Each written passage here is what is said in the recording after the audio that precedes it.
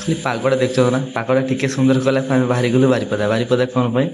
ଦେଖିପାରୁଥିବେ, ଯାଇକି ପହଞ୍ଚିଗଲୁ ବାରିପଦା ଯାଦୁଘର ଗଗିଆ ସରକାର, ଯାଦୁ ଦେଖିବା ପାଇଁ। ଆମ ଗାଁର ସବୁ ପିଲା ବାଇକରେ ଥିଲୁ ନା, ଟିକେ ଆଗ ପଛ ହେଇଯାଇଥିଲୁ, ଆସିକି ସବୁ ଗୋଟେ ଜାଗାରେ ଗେଦାରିଂ କଲୁ। ଫାଇନାଲ ହେଲା ଟିକେଟ କାଟିବା ଚାଲ।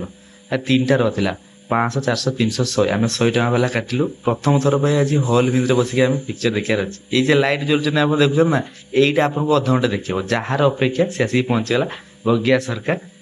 ସବୁ ମାନେ ଗାଁ ଗହଳିରେ ଆଠାରୁ ବେଷ୍ଟ ଯାଦୁ କରେ। ଏଇ ବକ୍ସ ଭିତରୁ ବକ୍ସ ବାହାର କରିବା, ମାନେ ଏ ଜଣେ ୟୁଟ୍ୟୁବରେ ଦେଖିଲେ ଆର ମାନେ କୋଉ ପ୍ଲାନିଂ ରହୁଛି ଜଣେ କହିଦବ। ଗୋଟେ ଲୋକକୁ ସ୍ଲାଇଡ୍ କରିଦବା, ଏ ସବୁ ୟୁଟ୍ୟୁବରେ ଆଭେଲେବୁଲ। ମାନେ ଆମେ ଯେମିତି ଭାବିଥିଲୁ ଯାହା ଦେଖିବୁ ତାହା ତ ଦେଖିପାରିଲେନି ଆପଣ। ଏଇ ଭିଡିଓରେ ସର୍ଟ ସର୍ଟ ପକେଇଛି ଦେଖିବା, କାହିଁକିନା ମୋବାଇଲ ଏଲାଉ ନଥିଲା ଭିତରକୁ, ତ ଚୁପ ଚୁପ ସବୁ ଭିଡିଓ ବନେଇଛେ। ତ ଏମାନଙ୍କ ଯାଦୁ ଦେଖିକି ଆମ ପିଲାଙ୍କର ହାଲତ ଖାଲି ଟିକେ ଦେଖିବେ।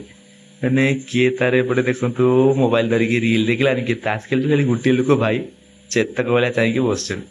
ସବୁଠୁ ଆକର୍ଷଣ ଥିଲା କଣ, ସିଏ କାଚ ଭିତରେ ଗୋଟେ ଲୋକକୁ ଏପାରି ସେପାରି କରିଦବ। ସେଇଟା ଟିକେ ଭଲସେ ଭିଡିଓ ବନେଇଥିଲି।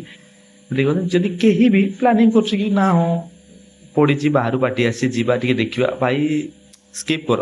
ସ୍କିପ୍ କର ଭାଇ। ତୁମେ ଯଦି ତାଠାରୁ ବେଷ୍ଟ ତମ ଘର ପାଖରେ ଏଠି ନଦୀ ଅଛି, ଯାଇକି ସେଠି ବନ୍ୟା ଆସିଲାନି ଦେଖ, ଆହୁରି ବେଷ୍ଟ ଲାଗିବ।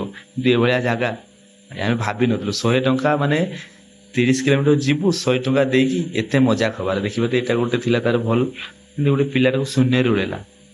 ଚାଲ ଯାହା ବି ହଉ, ସବୁଠୁ ଲାଷ୍ଟରେ ଗୋଟେ କଣ ଗଧର ଏଣ୍ଟ୍ରି, ଗଧକୁ ସେ ଭିତରେ ପୁରେଇ ଦବ, ତାକୁ ଗାୟବ କରେଇଦବ। ଏଇଟା ଏଇ ଦି ତିନିଟା ଯେଟା କି ତାର ମାନେ ଟିକେ ଥିଲା ବେଷ୍ଟ। ଦେଖିଦବା କିନା ଆସିଲ। ଆଉ ଏଇଠୁ ତ ବାହାରିଲା ପରେ ପିଲାଙ୍କର ଖାଲି ମୁଖଆକୁ ଦେଖ, ଖାଲି ହସୁଛନ୍ତି।